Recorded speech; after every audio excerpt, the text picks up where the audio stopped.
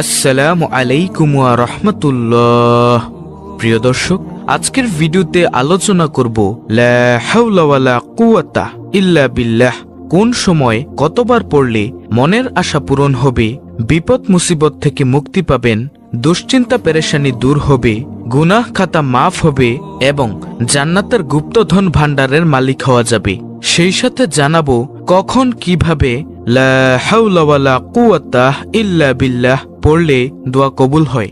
দর্শক, যারা অভাবে আছেন, বিপদ মুসিবতে আছেন, দুশ্চিন্তা পেরেশানিতে আছেন, যাদের মনের আশা আকাঙ্ক্ষা জান্নাতের ধনভাণ্ডার লাভ করা, তাদের জন্য আজকের এই ভিডিওটি। সুতরাং আমি আশা করব যারা আমলকে ভালোবাসে, আমলের নিয়তে ভিডিওটি না টেনে সম্পূর্ণ দেখবেন এবং উপকারী মনে হলে অন্য মুসলিম ভাইদের কাছে শেয়ার করে দিবেন ভিডিওটি, যেন তারাও ভিডিওটি দেখে শিখতে পারে এবং আমল করতে পারে। দর্শক, লা হাওলা ওয়ালা কুওয়াতা ইল্লা বিল্লাহ এটি হচ্ছে একটি গুরুত্বপূর্ণ জিকির। লা হাওলা ওয়ালা কুওয়াতা ইল্লা বিল্লাহ এর ফজিলত সম্পর্কে আলোচনা করার আগে আমরা প্রথমে জেনে নিব জিকিরের ফজিলত ও পুরস্কার সম্পর্কে।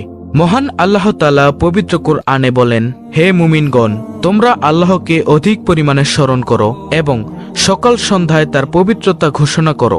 সূরা আহজাব আয়াত 41। দর্শক, জিকির মানেই হচ্ছে আল্লাহ তাআলাকে স্মরণ করা। আল্লাহ তাআলা পবিত্র কুরআনের অন্য স্থানে বলেন, আর তুমি নিজে মনে আপন রবকে স্মরণ করো সকাল সন্ধ্যায় অনুনয় বিনয় ও ভীতি সহকারে এবং অনুচ্চ স্বরে, আর গাফেলদের অন্তর্ভুক্ত হইও না। সূরা আরাফ আয়াত 205। আল্লাহ তাআলা পবিত্র কুরআনের অন্য স্থানে বলেন, অতঃপর যখন তোমরা নামাজ পূর্ণ করবে তখন দাঁড়ানো, বসা ও শোয়া অবস্থায় আল্লাহর স্মরণ করবে। সূরা আন-নিসা আয়াত নং 103। হাদিসে রয়েছে, হযরত আবু মুসা আশআরী রাদিয়াল্লাহু আনহু হতে বর্ণিত আছে, রাসূলুল্লাহ সাল্লাল্লাহু আলাইহি ওয়াসাল্লাম বলেন, যে ব্যক্তি জিকির করে আর যে ব্যক্তি জিকির করে না, তাদের দৃষ্টান্ত হচ্ছে জীবিত ও মৃত ব্যক্তির মতো। সহিহ বুখারী হাদিস নং 6407। দর্শক, জিকির এতই সহজ একটি ইবাদত যার জন্য কোনো নির্দিষ্ট দিন বা সময় নেই। আপনি ইচ্ছা করলে চলতে ফিরতে, উঠতে বসতে, কাজকর্মের ফাঁকে ফাঁকেও এই জিকির করতে পারেন। বিনিময়ে আল্লাহ তাআলা আপনাকে অসংখ্য পুরস্কার দান করবেন। আল্লাহ তাআলা আপনার উপর সন্তুষ্ট হয়ে যাবেন। আর আল্লাহ তাআলা যখন কোনো বান্দার প্রতি সন্তুষ্ট হয়ে যায়, তখন সেই বান্দার জন্য জান্নাত অবধারিত হয়ে যায়। প্রতিটি মুমিন মুসলমানের মনের আশা আকাঙ্ক্ষা পরকালে জান্নাতে প্রবেশ করা। যেই বান্দার প্রতি আল্লাহ তাআলা সন্তুষ্ট হয়ে যাবেন, সেই বান্দার মনের আশা পূরণ হবে তথা অবশ্যই সে জান্নাতে প্রবেশ করবে। দর্শক, জিকির এমন সহজ ও সংক্ষিপ্ত আমল হওয়ার পরও যদি আমরা আল্লাহ তাআলার জিকির না করি, তবে তা কেবল আল্লাহ তাআলার ব্যাপারে আমাদের উদাসীনতাই পরিচায়ক, যা একজন মুমিনের ক্ষেত্রে কাম্য হতে পারে না। আমরা শত ব্যস্ততার মাঝেও অন্তত জিকিরের মতো সহজ আমল চালিয়ে যেতে পারি। যে কোনো অলস সময়ে, যানজটে বা নির্ঘুম প্রহরে আল্লাহর জিকির অব্যাহত রেখে সময়টিকে মূল্যবান বানাতে পারি।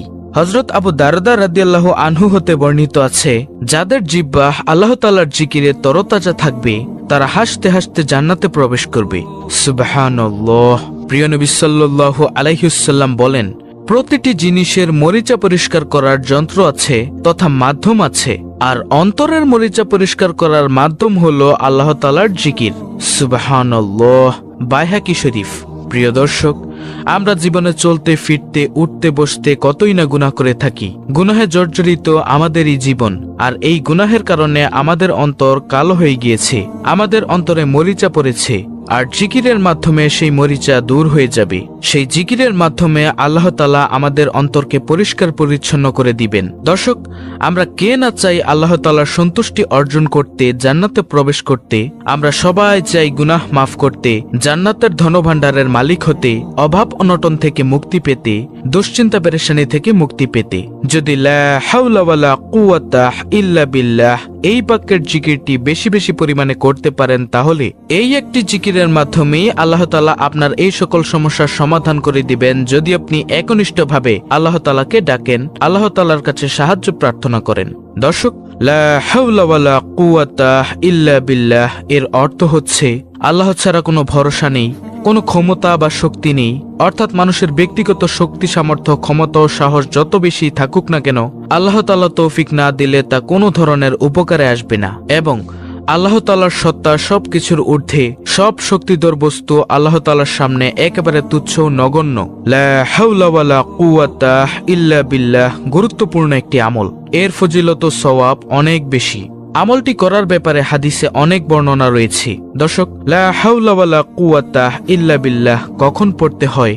যখন মানুষ নিজস্ব ক্ষমতার বাইরে কোনো পরিস্থিতি ও কোনো কাজের মুখোমুখি হয় যা সম্পাদন করা তার পক্ষে কষ্টদায়ক হয়ে পড়ে, তখন এই বাক্যটি পড়তে হয়। এছাড়াও শয়তানের কোনো প্রতারণা ও আক্রমণ থেকে বাঁচার জন্য এই দোয়াটি পড়া হয়, অর্থাৎ লা হাওলা ওয়ালা কুওয়াতা ইল্লা বিল্লাহ।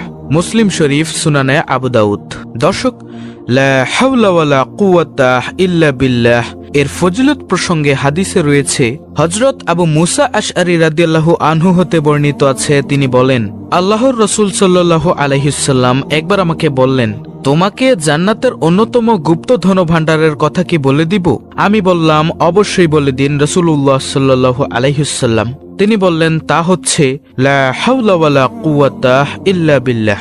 বুখারী শরীফ, হাদিস নং 2992, মুসলিম শরীফ, হাদিস নং 2704। হাজিম ইবনে হারমালা রাদিয়াল্লাহু আনহু হতে বর্ণিত আছে, তিনি বলেন, আমি প্রিয় নবীর কাছ দিয়ে যাচ্ছিলাম, তখন তিনি আমাকে বললেন, হে হাজিম, তুমি অধিক পরিমাণে লা হাওলা ওয়ালা কুওয়াতা ইল্লা বিল্লাহ বাক্যটি পড়ো, কেননা তা হচ্ছে জান্নাতের গুপ্তধন। বুখারী শরীফ, মুসলিম শরীফ। অপর হাদিসে হযরত আনাস ইবনে মালিক রাদিয়াল্লাহু আনহু হতে বর্ণিত আছে, যে ব্যক্তি ঘর থেকে বের হওয়ার সময় এই দোয়াটি পড়বে, আল্লাহ তাআলা তার জন্য যথেষ্ট হয়ে যাবেন এবং শয়তানও তার থেকে দূর হয়ে যাবে। অর্থাৎ এই দোয়ার মাধ্যমে আল্লাহ তাআলা তাকে সকল প্রকার বিপদ মুসিবত থেকে হেফাজত করবেন। এই দোয়াটি হচ্ছে, বিসমিল্লাহি তাওয়াক্কালতু আলাল্লাহি ওয়ালা হাওলা ওয়ালা কুওয়াতা ইল্লা বিল্লাহ। সুনানে আবু দাউদ, হাদিস নং 4431। প্রিয় নবী সাল্লাল্লাহু আলাইহি ওয়াসাল্লাম বলেছেন, যে ব্যক্তি আল্লাহ তাআলার কাছে নিজের গুনাহ থেকে ক্ষমা প্রার্থনা করবে অথবা যে কোনো দোয়া করবে, আল্লাহ তাআলা তার দোয়া কবুল করবেন। আব্দুল্লাহ ইবনে আমর রাদিয়াল্লাহু আনহু বর্ণনা করেন, রাসূলুল্লাহ সাল্লাল্লাহু আলাইহি ওয়াসাল্লাম বলেছেন, পৃথিবীর বুকে যে ব্যক্তি এই দোয়াটি পড়ে তার গুনাহগুলো ক্ষমা করে দেওয়া হয়, যদিও তা সমুদ্রের ফেনা পরিমাণও হয়। সুবহানাল্লাহ। দোয়াটি হচ্ছে, লা ইলাহা ইল্লাল্লাহু ওয়াল্লাহু আকবার ওয়ালা হাওলা ওয়ালা কুওয়াতা ইল্লা বিল্লাহ। তিরমিজি শরীফ, 3460। হযরত কায়েস ইবনে সাদ ইবনে ওবাইদাহ রাদিয়াল্লাহু আনহু হতে বর্ণিত আছে, তিনি বলেন, আমি নামাজরত থাকা অবস্থায় প্রিয়নবী আমার কাছ দিয়ে যাচ্ছিলেন, তখন তিনি নিজের পা দিয়ে আমাকে মৃদু আঘাত করে বললেন, আমি তোমাকে কি জান্নাতের দরজাগুলোর একটি দরজা সম্পর্কে জানাবো না? আমি বললাম, জি হ্যাঁ। তিনি বললেন, লা হাওলা ওয়ালা কুওয়াতা ইল্লা বিল্লাহ। প্রিয় দর্শক, এই হাদিসগুলো শোনার পর আপনারা বুঝতেই পারছেন লা হাওলা ওয়ালা কুওয়াতা ইল্লা বিল্লাহ কত পাওয়ারফুল একটি আমল। আল্লাহ তাআলা আমাদের সকল মুসলিম উম্মাহকে এই আমলটি করার মাধ্যমে মনের সকল আশা আকাঙ্ক্ষা পূরণ করার তৌফিক দান করুন। আমিন।